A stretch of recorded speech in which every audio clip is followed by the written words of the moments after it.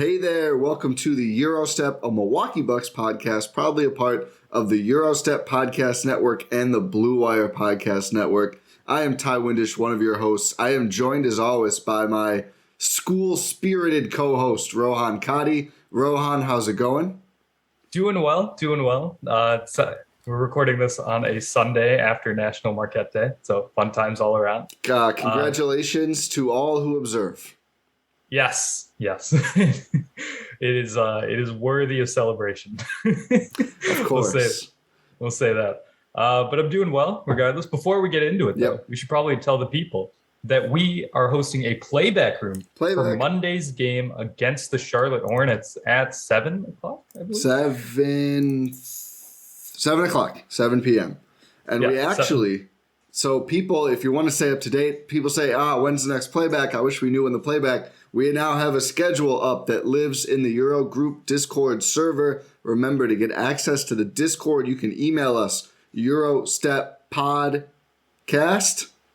Just pod. Damn it. EuroStepPod@gmail.com. You can tweet us at Arcadi Jr., at Ti Windisch. All you need to do is show us either proof of Discord subscription, a 5-star Spotify review that's in the Spotify app only, it's not on desktop yet, or a 5-star rating and review on Apple Podcasts. Send us a screenshot of any of those things to any of those places. We'll get you in the Discord. We have the full schedule, and for listeners, here it is. But obviously, if you're in there, you can check it whenever. Monday, February 28th, so tomorrow, Monday, as you're listening, Hornets, 7 p.m. Central. Sunday, March 6th against the Suns, 2:30 p.m. Central, day game, special for the European listeners. We know we have a lot in different time zones. That could be a fun one to check out without having to stay up until 4 a.m. Tuesday, March 22 against the Bulls. Thursday, March 31 against the Nets. So some really fun games against contenders and the Bulls and Hornets coming up. So make sure to tune into those, get into the Discord, and join us for our Manningcast style playback rooms. Yeah, and just to clarify, it's you can get in with review or Substack subscription. What did I say? You said Discord subscription. Oh, whoops. Yeah, Substack. Yeah. GSPN.Substack. Sorry. Thank you, Rohan. That's why no one should podcast alone. Yeah. I mean, solo pods are, an adventure. Yeah. Speaking of what's not it, the Milwaukee Bucks lately. We're here to talk about, or answer a question, I guess. That'll probably spawn a lot more questions, but it's a one-question podcast. We came in with one topic to discuss. You know, usually we're like, okay, we're going to hit Javon Carter. We're going to do DeAndre Bembry. We're going to do Tyreke Evans. We'll get to all those guys later. Maybe not Tyreke. They're working out Tyreke. We don't know if they're actually going to sign him. But bigger picture for once from the Gyro Step podcast. Rohan, should we be concerned about the Milwaukee Bucks? They blew an ugly game against the Brooklyn Nets at home last night. They blew an ugly game against the Sixers right before the break. They just have not looked like a good, complete team. And I guess they're not. But, what's your concern level? Should we be concerned? I am slightly concerned. It's hard not to be. You're seeing a lot of different ailments for this team. You're seeing defensive weaknesses. You're seeing offensive weaknesses. You're seeing roster weaknesses. I mean, given at the end of the day, I still think they have enough to go win a title. But I'm concerned. Like, when are we going to see this team show up against a good team? Like, are we going to see that happen anytime soon? There's currently, fifth in the East? They are 4 games back of the number 1 seed, so it's looking less and less likely that they're actually going to be the number 1 overall seed. I know there's still a chance, but not really anymore. Not with the way they're playing. There's 21 games left. Yep. It's not a lot. Not a lot of time to recover in the standings. Again, still don't have Brook Lopez. Pat Connaughton's out. They're still getting adjusted to their new signings. But at the end of the day, who knows if that's all going to matter? Because, are those guys going to be ready? You have to be ready with this current iteration of the squad. Yep. We don't know if Brook Lopez is going to be coming back anytime soon, though he did practice. Yeah. He did practice. Good news. Which is very good news.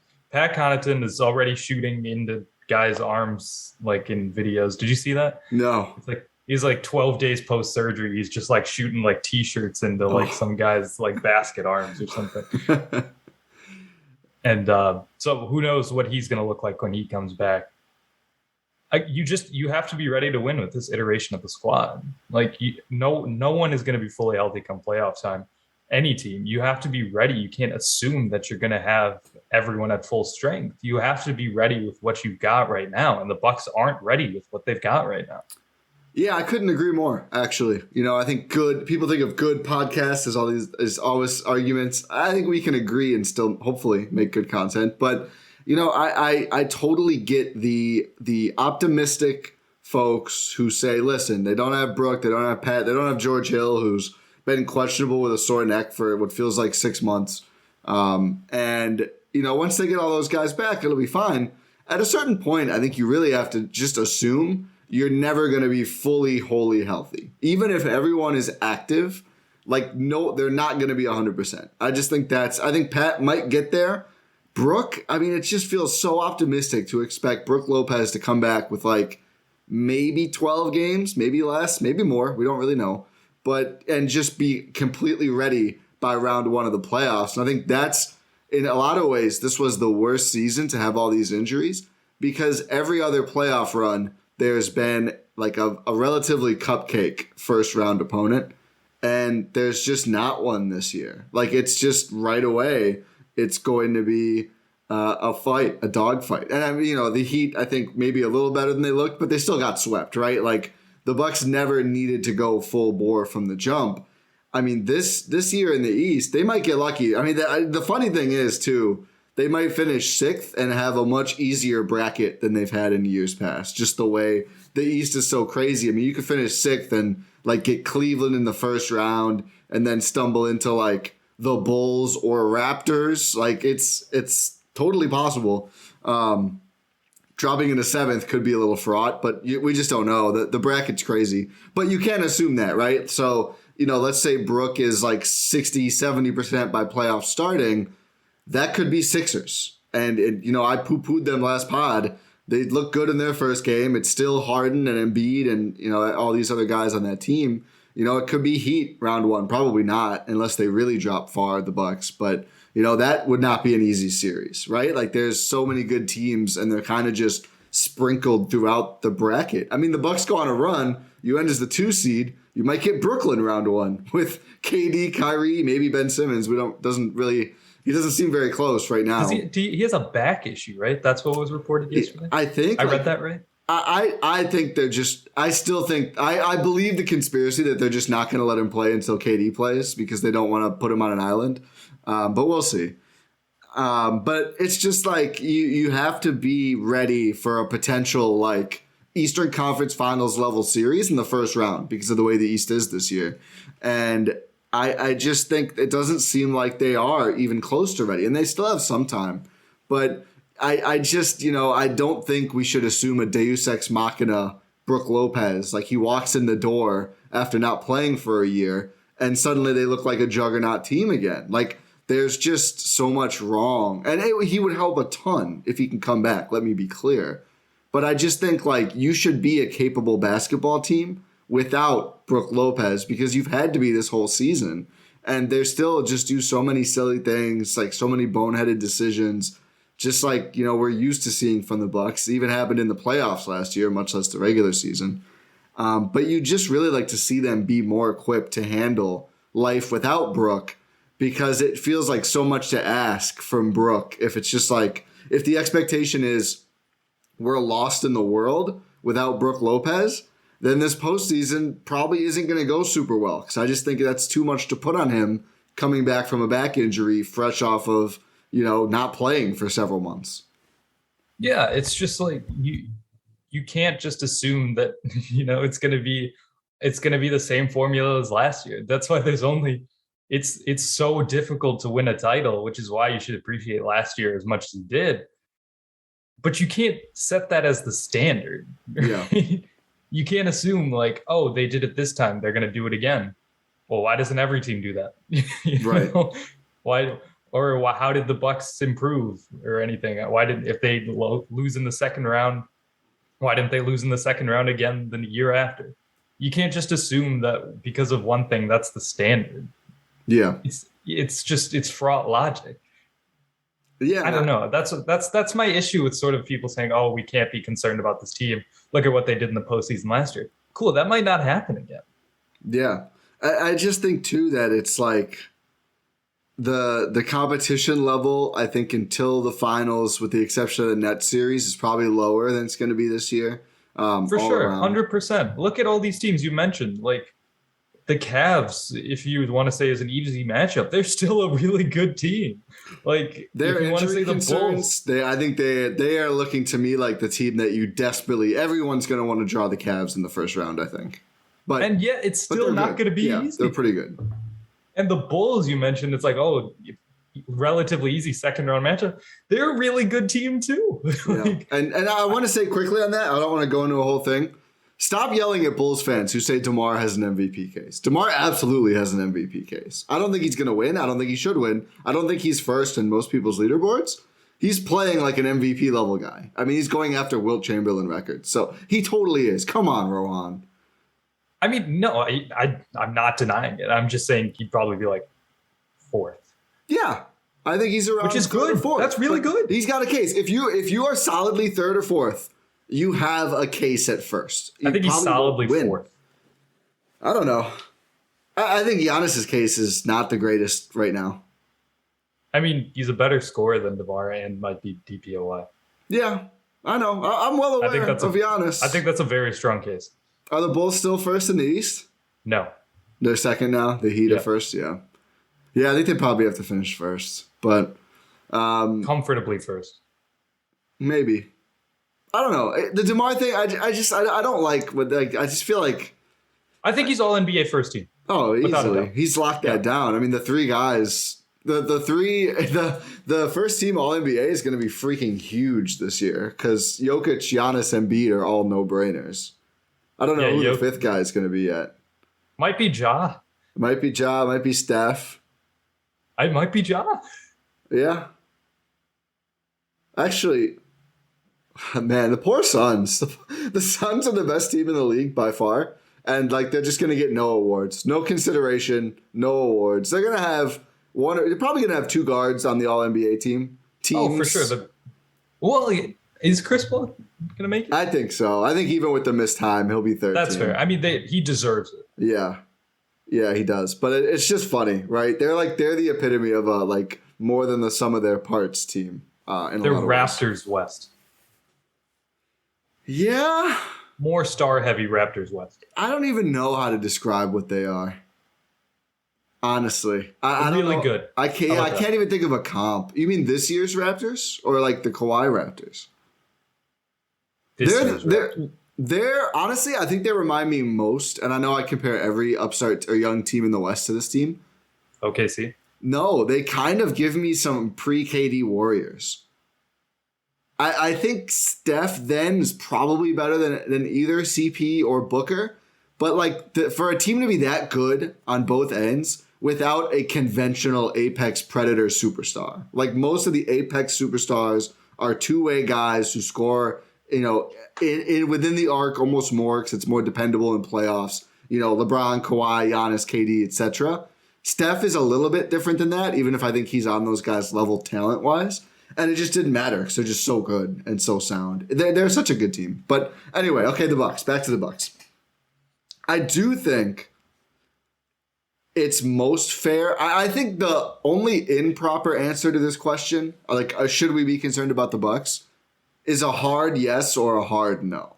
I think there's an area in between that I follow. I'm going Ty, there's nuance to conversations? Not on Twitter, there's not. What? I'm going full Jordan Tresky. I'd shout out Jordan. Love Jordan. I think a lot of things we've seen are concerning. And I think first and foremost for me still is the injury thing. Like they play like crap. There's going to be games every team plays like crap. And I'm not that worried about that.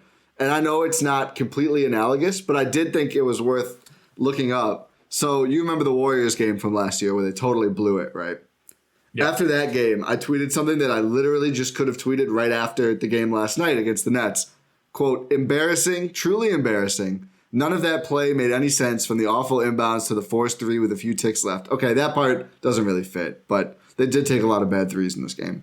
But the last sentence, this is an ugly loss that could end up costing the Bucks crucial seeding and it's entirely on them. And of course, and the replies now are hilarious. Like, they're not well coached. They can't win. Chris isn't clutch. Pat's not clutch. There's no way they're winning this year. Of course they did. And I think it's both entirely correct to say, you shouldn't look forward to them playing like crap. It's not a good thing. It's not a positive indicator just because they did that and then won a championship. But it also does not preclude them from being able to win the championship. And I just feel like with everything now, and I know I have a version of this rant on every show, but it's not all one way or all the other way. And I just feel like after every game, there's such a rush to either say, this is why they are a first-round exit, or this literally doesn't matter. Like, Giannis could punt the ball for 48 straight minutes, and I would say, hey, they can still win the title if Brooke is back. And I just think, like, it's a bad data point for them. They don't look good. They look disorganized. The two of the three stars I don't think played all that well. But there were times when that happened last year, and they were able to bounce back. So I just think, I do think they're a concerning team. I think they're not playing as well as they should be, even given all the injuries. But also, it's like, it's not the end of the world. It's just crappy. Yeah. It's just like, I don't know, you were mentioning about like, oh, it's a bad data point where they don't look great. Yeah. It's just thinking about it in just a data sort of management sort of way. It's better to have more good data points than bad data points, right? And right now, the Bucks are starting to pile up some bad data points. You mentioned up top, Sixers game, Nets game, back-to-back games where they just blow it. They just implode. They're like, nah, maybe it was the equivalent of them just punting the ball possession after possession. And yet, I texted you this last night. It was still a winnable game. It was still a very winnable game. Like, if Grayson Allen makes that free throw, it might go to OT. Yeah. It's so bad. This team is so baffling and just mind-bending in the sense that you're right. We're kind of stuck in this middle area where we can't really say, oh yeah, this is the big reason why they're not going to win the title, or this is a reason why they have to be considered the favorites to win the title. There's so many different factors, from injuries to just playing style to previous experience, where you're just like, what am I supposed to even think? This is why we've had so many conversations about this over the months, because even though we follow this team, we watch every game, we analyze every game, it's just like, I don't know what to think at this point.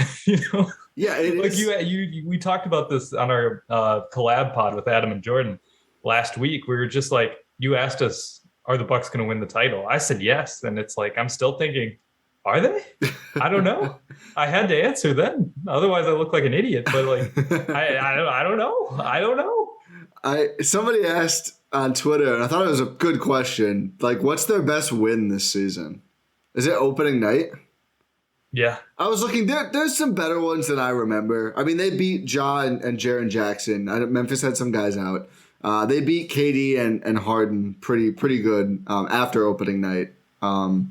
But the Bulls game, but it's without Levine and Lonzo, and obviously Caruso didn't play that whole game for reasons. But he came back in though. That's yeah. But they've had some good games, but it feels like not as much, just because I think that the stinkers outnumber them, and it's just like, you know what's funny is, was it game 2 of the year they got absolutely shellacked by Miami, and I was just like, yep. We rolled off our backs, and you could say that's because it's early in the year. But I honestly think it's because, like, Miami played really well and came out, and it's just like they just won. And at a certain point, at a certain level, I think I'm just like, okay, I can accept that. Sometimes a good team just plays their best game, and you're going to lose, and you get your ass kicked, and that's fine. These last 2 games are frustrating because that's not the case. Like, Philly and Brooklyn, 2 very good teams when whole, as the Bucks are, did not play all that well. And gave Milwaukee had tons of chances to put those games away and win those games. And they just couldn't, over and over and over. It wasn't like, one shot rims out of a really close game and you lose. Those are the games where I'm honestly like, that's good basketball. It happens. You lose games. It's not a huge deal. And I see why some people are so concerned, because it's just like these close, manageable games. And this is the reigning champion who's supposed to be this finals, they're a whole different team, a whole different confidence level, everything else. Getting better every day, building good habits, and inexplicable turnovers, terrible Giannis took 6 threes last night. Why? Against the team and Andre Drummond played well, but it's Andre Drummond. There's just really poor fouling. I already said turnovers. Something else I'm forgetting too. But it's just all these inexplicable mistakes. And it's just why are we not better? And, I think you can peel away so much of the defense isn't that good when Bobby plays. Bobby was amazing against the Nets, though, at least offensively. And they're missing some rebounding, and, the new guys aren't fitting in super well. And it's okay, if it's passing to where Javon Carter should be and he's not in the right spot, that's one thing. But this is just losing the ball out of bounds. It's not these explainable things because of the circumstances. It's just more inexplicable, play. And it's just why? Why are we still like this in games against good teams? There's not they don't care excuse. I'm not buying it for the Nets or the Sixers. It's just they couldn't execute. And it is worrying, and it was worrying last year. And I agree with you, what you said earlier. Just because they won doesn't mean that you need to be it's actually good if they can't finish any games half the time, because last year they did that. They won a championship. Process and results are not always a one-to-one thing. Exactly. That's my main takeaway from all of this discourse. It's just, you can't expect the same things to happen again. You can't, it's oh, this is lining up to be, otherwise you're just a conspiracy theorist at that point. It's oh man, they lost this game by exactly 12 points 57 days before game 7 of the second round. They did that again this year. That means they're going to win the title. They're going to win that game 7. How do you not see it? It's lining up again. No, just stop. Relax. It's not that deep. You sounded like that Michael Jordan video. Stop. Get some help. Isn't that it? Stop it. Get some Yeah. But just I just stop with that. Honestly. Yeah. It's not good in terms of obviously I'm not going to tell people what to think, but just I'm not going to accept that.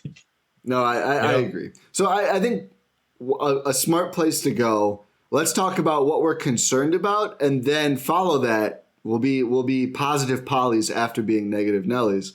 After that, talk about reasons to be, I guess, less concerned, bright spots, however you want to put it. So I think we already covered it. Number one, I guess we can kind of rank them as we go. Number one for both of us has to be injuries, right? I still think, even with the concerning execution, just not being healthy is a real concern at this point. Not having to play Jordan Wara significant minutes. I tell you, the minutes are not that significant, even when they have no players, and it's you can kind of figure out why that is. I don't know. It's I think you do know. It's not looking too good for Jordan Wara's chances this summer. What I want to see, he play 7 minutes in that game? And they were all terrible, right? 7:22, took 1 shot, 1 rebound, and he's +7 in those minutes, but he just nothing was happened. Nothing was done, and that was that.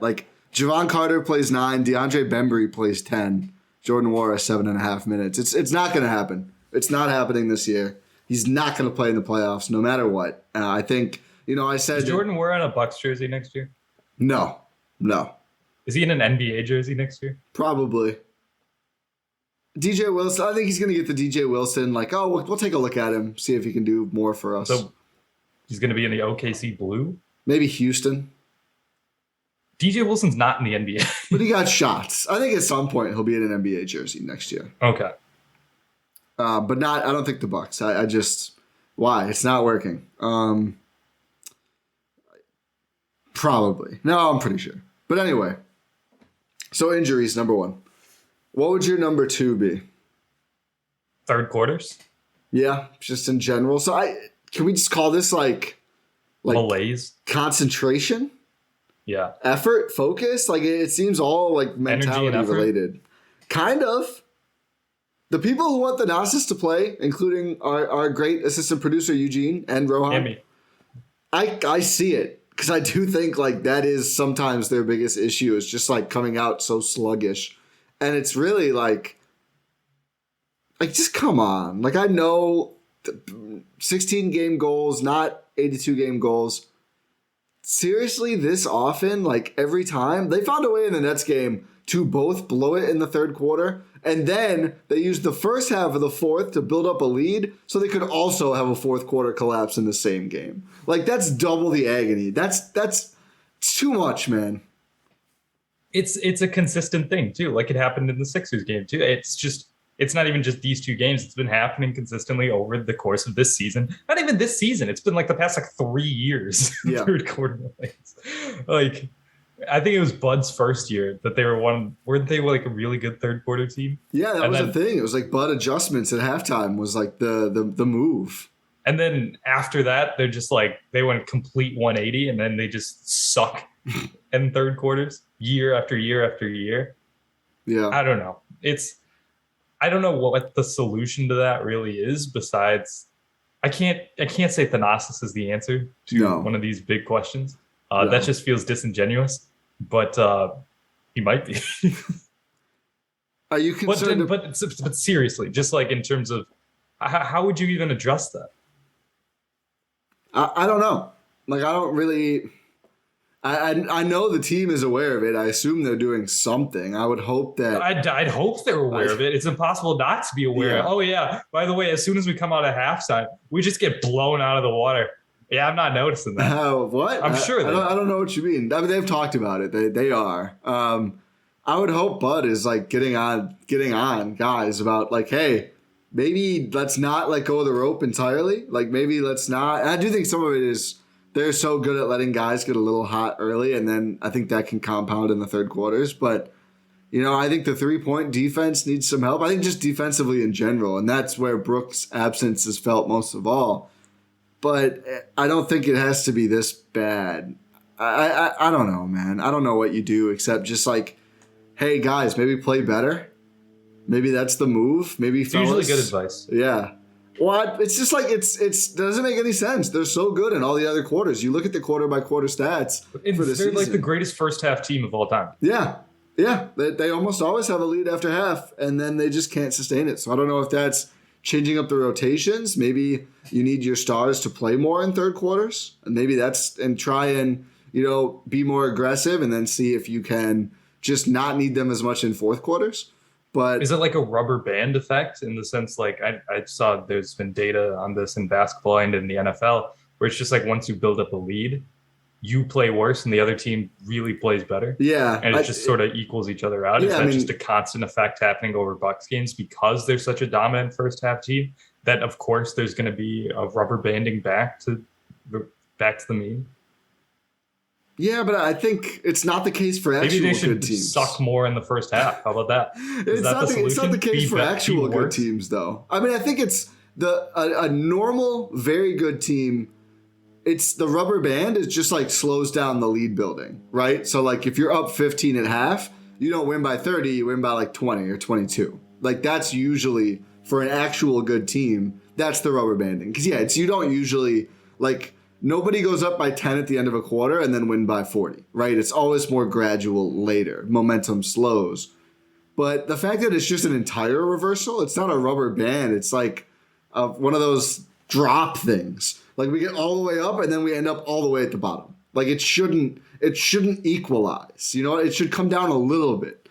So I don't know. I would consider maybe try to play Giannis more in third quarters. I don't know if I haven't looked at the minute by minute for quarters, but he's been consistently. They didn't last night. They usually win when he plays minutes, and maybe try and give him more rest in the fourth. I don't know, but I think you've got to try more stuff because it's just so difficult. I mean, to win games like that, and like for the fans who now everyone watching the Bucks, just like nobody's that interested in a first half lead. Like literally everyone going into halftime is like.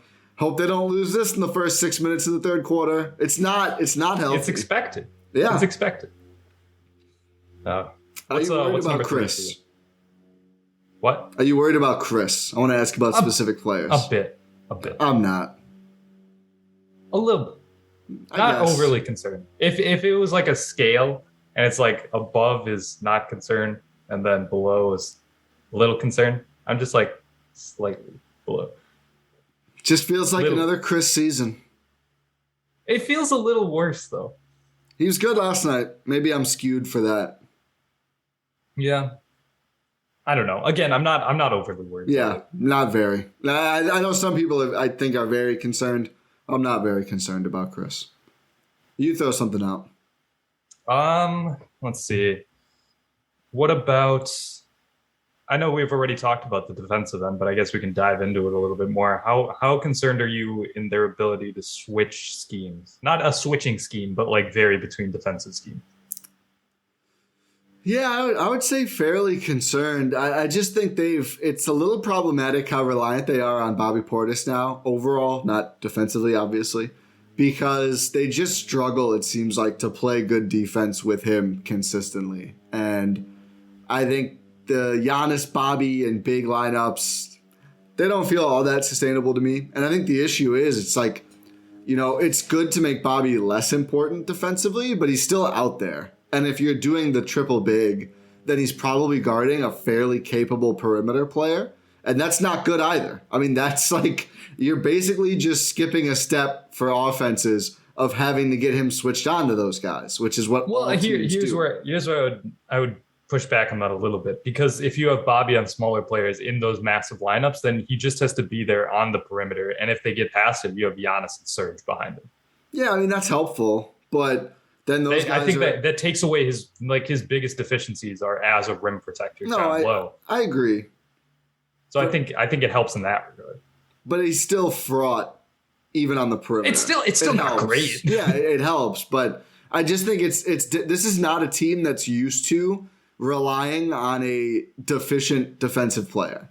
And I do think that they're having difficulty this year with him and to a lesser extent Grayson of like, how can we be elite on both ends? And that's why you're seeing like game closing lineups where guys like Serge, Wes Matthews, etc. are out there, just because this is a defense first team at the end of the day. They haven't been this season, but I think intrinsically they are.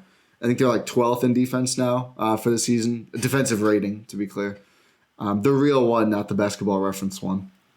But I just think it's hard to be a team that is defense first and basically forced to play multiple guys who they don't necessarily trust defensively. And I think that's why I'm sure Bud was pretty excited to get Javon Carter and DeAndre Bembry in, because those are both guys. He's salivating. Yeah, especially Bembry, a guy he's more familiar with, even though it seemed like Carter had the better debut. But just having more options of guys who you can trust to be out there late in games. So I just think it's going to be really fascinating to see. Presumably Brook comes back, gets that starting role back at some point, if not right away. How is Bobby used? Is it like last year? Do they just pull him back to that conditional sixth man? Or is he more important now? I guess he was more of a seventh man, really. Or does he have to play big minutes in every game for the offense? I'm fascinated to see, because I think it's a lot different than what they're used to. I mean, you look at last season, their starting lineup was just like, it was literally all defense. Like Chris was the worst defender. And I don't know, it's an interesting flip. It is. It really is. And I think that's one of the main things that Milwaukee has struggled with this season. It's interesting. One, do you think that Brook gets the starting job day one? It depends. It depends. It depends how many minutes he can play, I think, and like what the ramp up is like. Because I think like they're obviously ramping him up very slowly since the actual procedure. So I don't know if it's going to be, he's got to play 15 minutes game one, or if they're like, he's actually good. Like we just really took our time for him to play it all, and he's going to be able to play 20 minutes game one. But, I think maybe at 1 or 2 games at most he comes off the bench. But if things are progressing well for him, I would assume he starts at least his third game. Yeah, so then Bobby's the backup 4. Yeah. It's a different role for him, because last year he was the backup 5. It's probably a much better role for him, honestly. It is. And like that's what he transitioned to in the playoffs as well. You weren't seeing Bobby Portis as the backup 5 in the postseason at all. Yeah. You're seeing him as a backup 4, which is where he thrived in that role. So I think it's probably better for him if he's in that position right now, because Serge is going to be the backup 5. So yeah. And even then, you're going to be playing like in the postseason. You're going to be playing a lot of Giannis at the 5. You're going to be playing a lot of Giannis Serge, Giannis Brook lineups, and then potentially Bobby, Giannis, Serge lineups. And imagine they do like a Chris, Giannis, Bobby, Serge, Brook lineup. Oh my God. That would, I don't even know who you do that against. The Cavs. Yeah, the Cavs or Brooklyn if they're playing like James Johnson and Andre Drummond. You may being a James Johnson guy. You could almost, we love James Johnson. You could almost get away with that. I don't think they'll ever do that, but that would be fun. It would be like the one Nuggets game where Jokic was the point guard, like truly the point guard. I think they should do it just for fun. Why not? Memes over facts.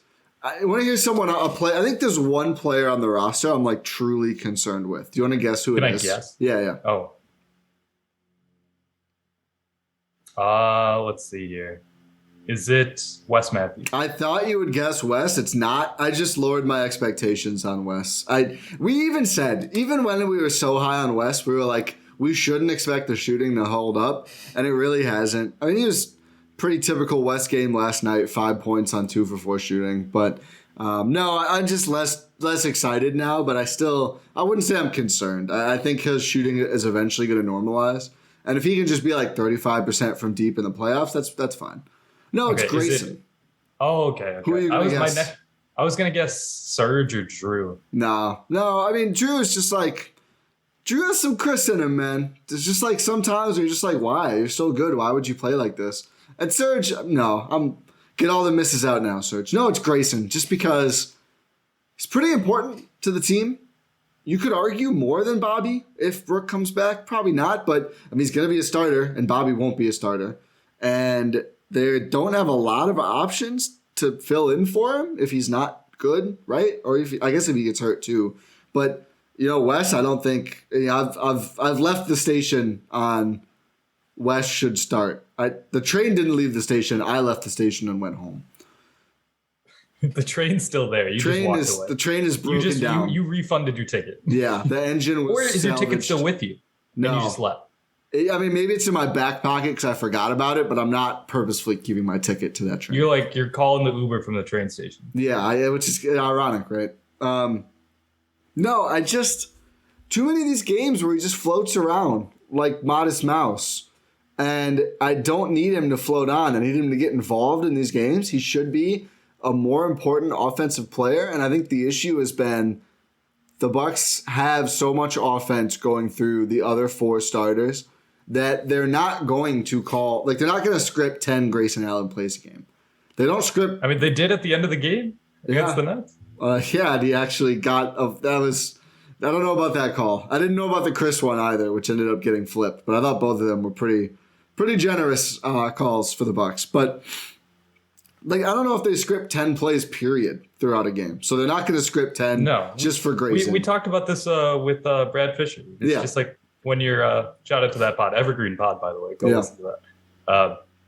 But it's just like we talked a lot about how offenses are constructed in the sense like you don't script plays for these teams. They should be able to figure out what they're supposed to do in these lineups. You don't have to guide them. It's a free-flowing offense. And Grayson has just not been able to, I think it's some on the team, some on him individually. Like, he doesn't move. The ball doesn't find him. He's not taking shots. He's not commanding the ball. And I think letting him handle a little more might help. But again, it's like he's in lineups with a lot of starters. And I think people would be pissed if Grayson Allen is on ball more than Drew or Chris. I think some people would be happy about that, but I think rightfully there'd be some who are upset about that.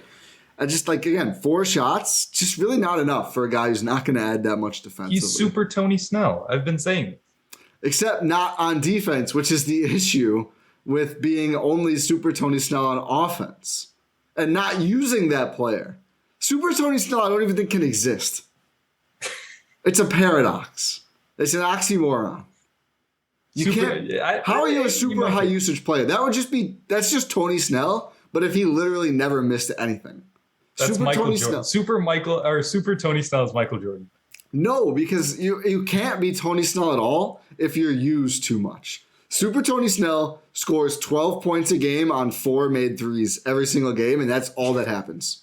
And he 1 dunk every 6 months. Maybe. I think that's it. So if Grayson is some form of Tony Snell, I think that's an issue. Like, I just think it's hard to be that guy if you're not really there defensively. I think they need to use his gravity a little more. I think they need to get him involved a little bit more on ball, even if it's as a secondary role. But I think that's one of the bigger priorities for me for the rest of the year is like, I'm just going to trust Chris Giannis get it together and play. I'm going to trust Brook can get back and be ready. All this other stuff. I'm going to trust West defensively.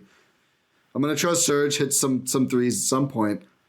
I need to see a more integrated Grayson Allen going forward just because I think it's going to be hard for them to win 4 straight series if they kind of have a guy who's just floating around, just running around out there, to quote Russell Westbrook. I just think that's tough to do if that guy is not like a really strong defender. Fair. But the thing is with Grayson, theoretically, you can replace him with George Hill, Pat Connaughton. Yeah, I mean, you can. I don't think they will. I'd be pretty surprised. Thanasis. It's a lot of defense. Or seriously, like DeAndre Bembry, Javon Carter. Yeah. Or Tyreek Evans. Yeah. Tyreek, I'm honestly kind of interested. Is Tyreek Evans just Rodney Hood again? I think, honestly, the better comp, and I tweeted this a couple days ago, follow me on Twitter. What if he's just like 2022 Lance Stevenson, but less problematic? Why are you shaking your head? It's honestly, it's a great comp. They've literally both been away for the game for the same amount of time. Lance looked really bad in his last season before the break too. And is he great right now? No. But he's in every game, like basically 6th man for Indiana, scoring like 12 points a game on, I think, 46-ish% shooting. Ty, you're doing what I said not to earlier, where it's just like, oh, these similar things are look at what their last years were. Oh, this isn't good. No, I'm not saying it's going to happen because it happened with Lance, but like the precedent is there. I used to, if a guy was out of the league for a couple years, I just was like, no, I'm done. Lately, it does. What was the other year? It's the other year now. But like Joakim Noah was away for a while. He came back. He was really good for that Grizzlies team for a year. I think he could be useful. I think that especially we don't know what's up the hill. Should have brought back Juice if they're bringing back a guy who was suspended. He's an option. He's playing somewhere. I think he's in Russia. I think is it Russia or Taiwan? Maybe it's Taiwan. This is where we're at. We're with Tyreek Evans. He is the VTB. He's in Russia. Okay. Be safe out there, OJ. But yeah, I just think it could be interesting. If he can score 10 points a game on good shooting, that would be a huge help because they just do not have that on the bench. And here's another concern. Are they going to have that on the bench when George Hill is back? We talk about not having high expectations for Brook. I think we feel pretty good about Pat. I don't want to speak for you, but yeah, I feel pretty good about that. He was fine earlier. The recovery timetable is pretty short. Surgery on a shooting hand worries me, though. Yeah, it's worrying, but I'm pretty confident that he's going to figure it out. What a wild turn of events for Pat Connaughton from us. Honestly, sucks for him because he's probably going to hit free agency this year. I think he was probably going to stay with the Bucks either way, but hopefully it doesn't impact his bag too much. See what 3-leaf is cooking up in Milwaukee. He's got to stay. George has been 7 points a game this year in 25 minutes, 31% from deep, 55% from 2, but he only takes 3 twos a game. 2.5 assists, 3 rebounds. Doesn't matter. Connective tissue, but he's an innings eater. You think so? I mean, yeah, he's not going to be on the floor. Like he possibly could be, but he's not going to be relied upon to be on the floor when it matters. Well, it depends how you define when it matters. I think he's going to play in the playoffs quite a bit. Yeah, that's why I say he's an innings eater. But I don't know if that concept exists for playoff basketball, though. I think it does. I think Javon Carter is an innings eater. Nah, because Javon Carter's not going to consistently see the floor. I guess. I would think of an innings eater as someone you would rely on significantly less in the playoffs, and I don't think that's the case with George. Maybe I don't follow baseball. An innings eater, I think, is it's either a reliever or like a low end starter who you're just like, we just need 6 innings, and if he gives up 4 runs, that's fine. But when you get to the playoffs, you're like, we're just not going to play him ever unless we already I thought lost. an innings eater was like 2 innings. Am I wrong? Maybe I'm wrong. I don't know. I don't follow baseball. I do, but not close anymore. Baseball fans, let us know who understands the concept of an innings eater correctly. I think an innings eater can be good too. Whatever. Let's just. I think they're going to rely on him. How about this? Instead of baseball counts, just say he's someone who's going to see the floor, who you can rely on to not mess it up. Yes, but do they need more from a bench guard? That's the question, isn't it? That's the big question, because even fully healthy, let's assume Grayson just starts all the way through, because he's always has when he's really played, except when he's hurt. Even with Brook back, Bobby moves to the bench. You get more scoring there, which is nice, and maybe it makes up for it. But there's never a situation where it's like, oh, a great initiator is now on our bench, even when everyone's healthy. Like, Pat helps, Bobby helps. That's more scoring. But it's not like someone who's coming off the bench to like play make for themselves and others. Like Carter is certainly not that. Bembry might be a better playmaker than him, but he's also not going to like break down a defense.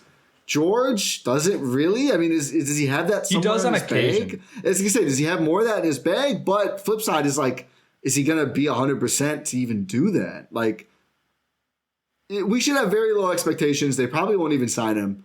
The Tyreek Evans thing working out could actually, there's an innings eater. That could actually matter. Could be more than that. I doubt he'll be more than that, but it would be nice to have some pop on the bench. Oh, yeah, for sure. It definitely would be nice to have some pop. Again, bring some, if you want pop, how about some juice? Would Tyreek basically be Teague? No. Was that the Teague role? The one game? I mean, maybe, but Teague didn't have any bounce to him. He just had that one game, really. Yeah, and it's just like he was just hitting spot up threes. Yeah. We really glorified the T game where he's just hitting a couple wide open threes. It's all he got an A in the group project. It's all that matters. Like that's all he did. He just caught the ball when he was wide open and shot it. I think about that game and I'm like, what do you have? 50 points? Yeah, 70 points. Did he break Wilt's record that game? Yeah. What did he actually? No way. He had 11. Yeah. That's amazing. I was obviously kidding about 50, but I thought it was at least like 16, 18, 11 points. 3 for 3 on 3 for 5 on 3 for 3 on threes. He missed both of his 2-point attempts in that game. Perfectly Jeff Teague. Yep. That's I think Tyreek, idealized Tyreek Evans could have more of an impact. Yeah, I would hope. It was 1/3 of his playoff points for that game. I think he scored 32 points in the playoffs last year. Oh my goodness. Oh, Teague. But getting back to the bench guard role, the Bucks, the way they play, have never really relied upon that. One time they had a guy like that was DJ Augustine, and they shipped him off as soon as they could. Yeah, there was some other issues there, but yeah. It's not how they play.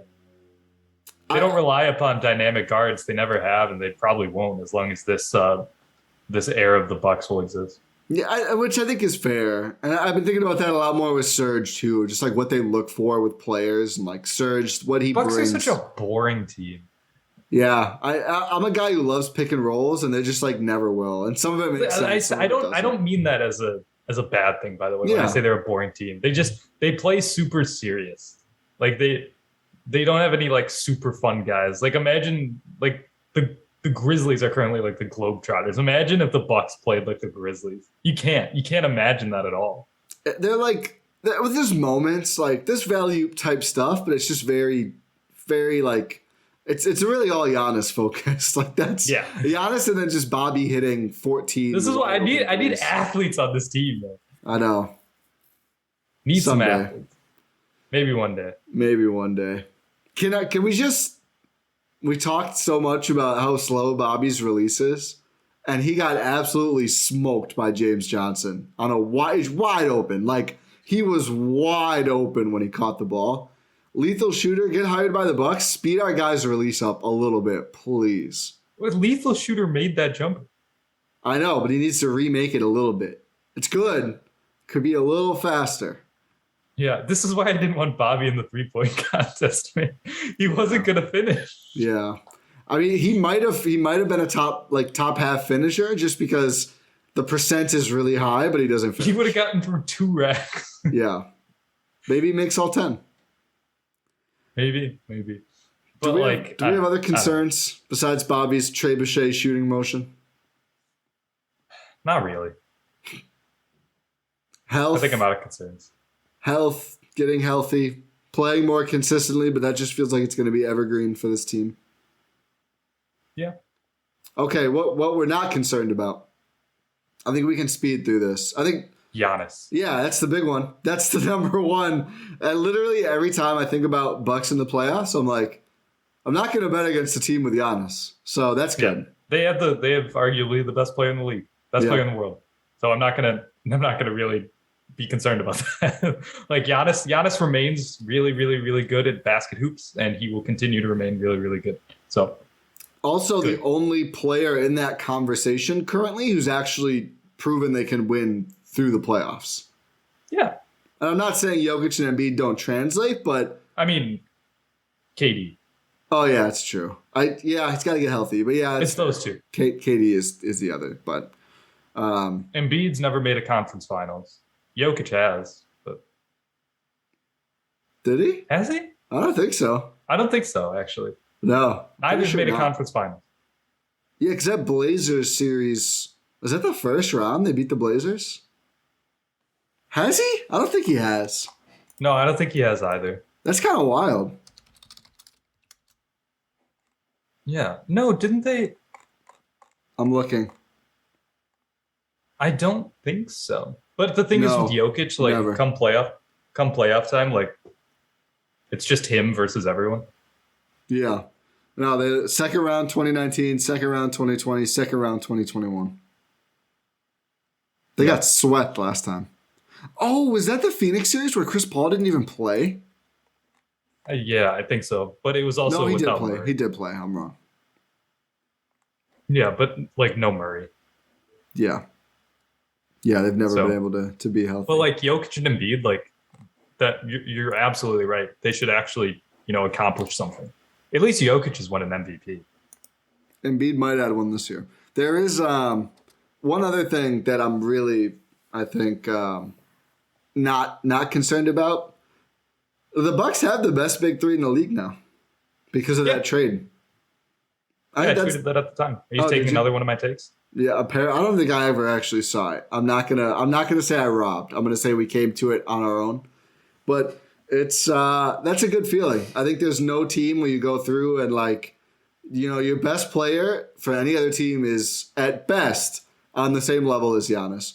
Your second best player maybe is better than one of Chris or Drew, but your third best player is not better significantly at best, pretty much the same level as Chris or Drew. Who are the other big threes in the league? Probably Miami, Golden State, and I guess Brooklyn. I don't know. Can you call Clay part of the big three right now? He's kind of getting it together. I think it's Draymond hasn't played in 2 months. I know that's again. I think that one is fraught. I think they have huge ifs too. If they get healthy, I think there's a conversation. I think I would give it to the Bucks guys on all three levels, but it's a conversation. And again, like Brooklyn, I think KD, Giannis, close. Kyrie and the other guys might be Kyrie. Kyrie's freaking good when he plays.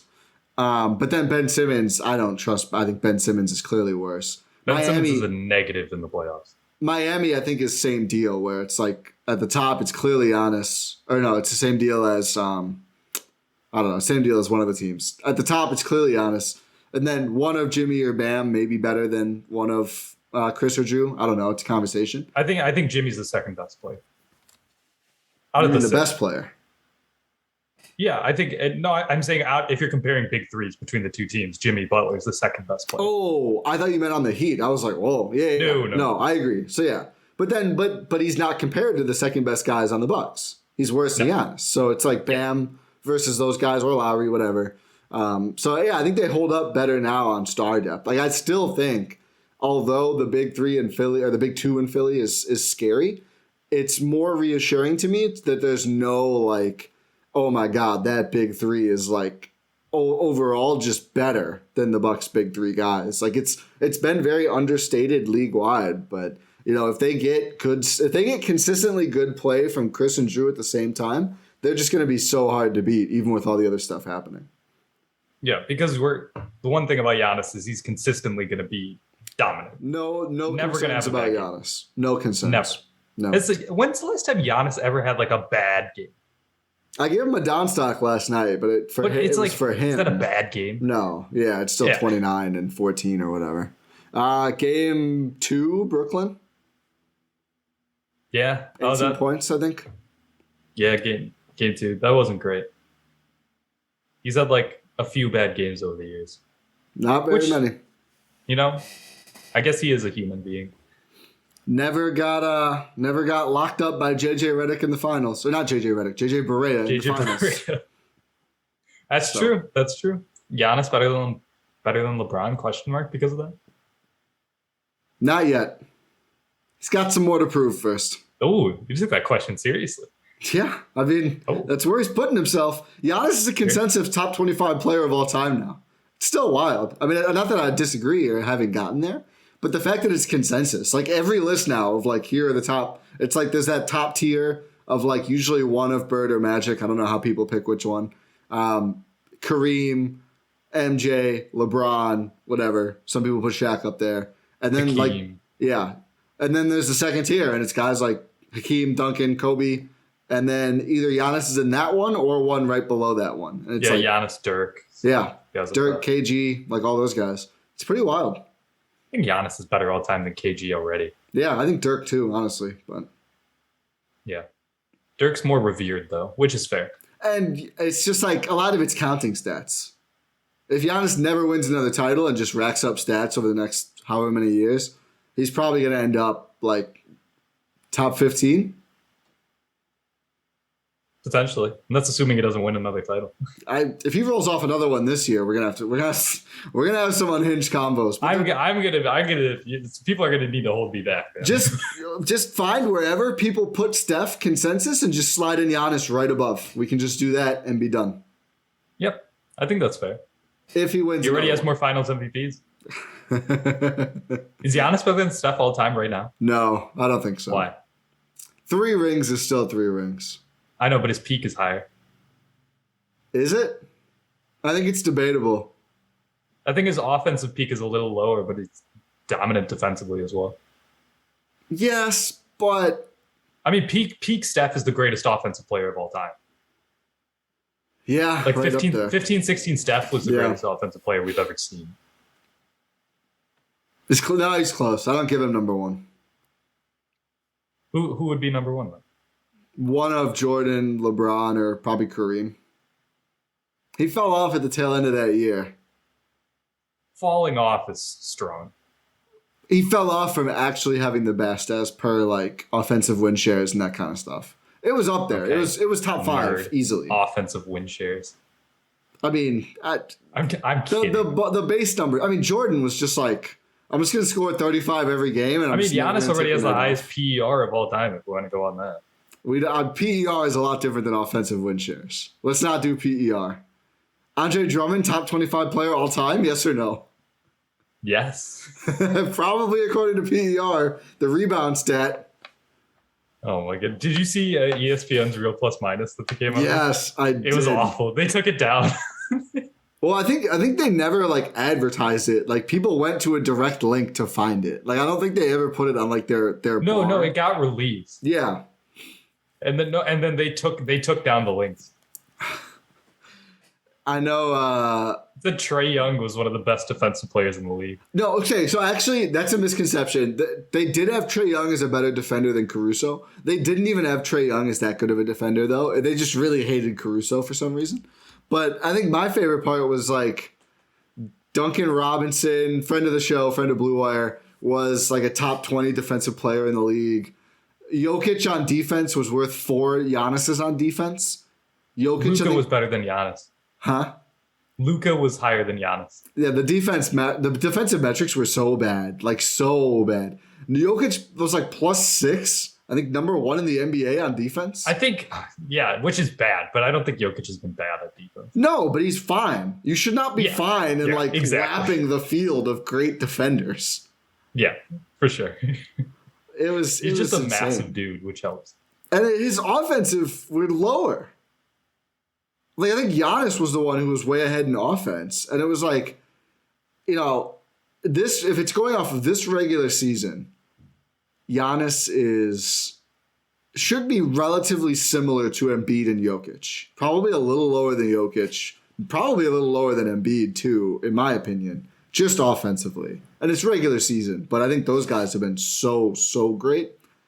And in more ways. But, yeah, real plus minus, not a great rollout for ESPN. I heard they're not hiring someone to fix it. So if you do data science, go fix real plus minus. Yeah, or create your own metric. Yeah. How about that? Although if you can get that Disney bag to do it. Oh, yeah, 100%. Go be a Disney. Yeah. We love Disney if they pay us the bag.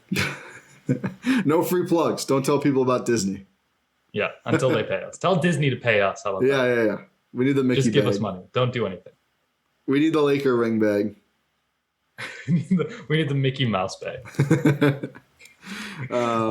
Do we have any other reasons? Oh. We got really sidetracked. Yeah. Shocker. I can't believe that happened. This started with the Giannis conversation. So Giannis is a reason to not be concerned. Is there any other reason? I mean, there's some, but I don't know if it's worth going through. Like, you know, Chris and Drew are good. We talked about the big three thing, too. They have good role players. They're deeper, I think, in some senses, but it's theoretical until it's not. So, like, so much of this year comes back to the health. It's so hard. The health and just the Bucks' built-in inconsistency, it's so hard to extrapolate about this team, I think. But still think they can win the championship. Still think they will? Kind of. It's hard to say. If so, it's all because of Giannis, man. Like, it's all because of Giannis. It has to be. That's the thing. That's what I'm saying. We're gonna be toxic on the internet if Giannis gets another ring. I'm looking top 10. Unhinged I'm looking top 10. I'm sorry, but I'm looking top 2 and not 2. Whoa, okay. Sophie just started barking. Sophie's upset with you. You said go. Sophie can't hear me right now. I know. You said go trajectory. Yeah, but it's trajectory. It's not there. Yeah, and if he keeps going, let's go. That's what that means. Yeah, well, he's already there for me right now. But he's already the GOAT for you right now? No, on GOAT trajectory right now. Yeah, and if he continues, that's winning another title. Maybe I'm saying he's already top 10 if he wins another one, another Finals MVP. I'm saying he's the GOAT. I'm saying he's on the way. He's not it yet. You got to do it. Well, yeah, obviously. I'm not saying he's a GOAT right now. I know, but I am saying right now, well, not right now, theoretically right now, after a second ring and Finals MVP, I'm already looking like, how can I slot him top 10? I don't know if I'd be able to, but I'd look to do it. I think you could easily. No, probably not. Depends on how it happens. Yeah. If he averages like 40 throughout the entire playoffs and goes through that. I just would have a hard time because top 10, you're talking like, obviously the first two, Kareem, Bird, Magic, Duncan, Shaq, Wilt, Kobe. Like, it's hard for me to put him above a guy with 5 rings when he's got 2. Without all the counting stats. So I think he probably won't be able to do top 10 for quite a while, which is how it should be. I'll be irresponsible. That's fine. Yeah, it's fair. Mm-hmm. And then you'll get the heat. It's fine. It's a good relationship we have here. Symbiotic, kind of. Not really. No. It's a parasitic relationship. Okay, I think we can probably wrap this up. Yeah. Now that Rohan's a parasite, I think we're good to wrap. Yeah, I think. Am I the greatest movie of all time now? Probably. You got to start saying last night was a movie, bro, more often. I don't say it at all. I'm not shocked by that. Yeah, we can wrap this up. So thank you for listening to this episode of the Gyro Step here on the Gyro Step Podcast Network and the Blue Wire Podcast Network.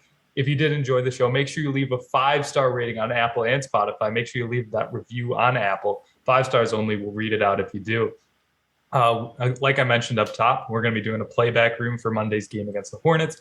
That link will be in the Discord. If you use that 5-star rating, tweet it at me or Ti, or email it at eurosteppod@gmail.com, or proof of subscription to gspn.substack.com will make sure you get access to that Discord. And so you can join us for the playbacks, which are a ton of fun. You're not going to miss out on that. You're not going to want to miss out on that, I should say. But yeah, thank you for listening. Subscribe to the YouTube, Gyro Step Podcast Network on YouTube. Subscribe just to everywhere, to everything, please. And go Bucks, Pod Random. We'll talk to you next time.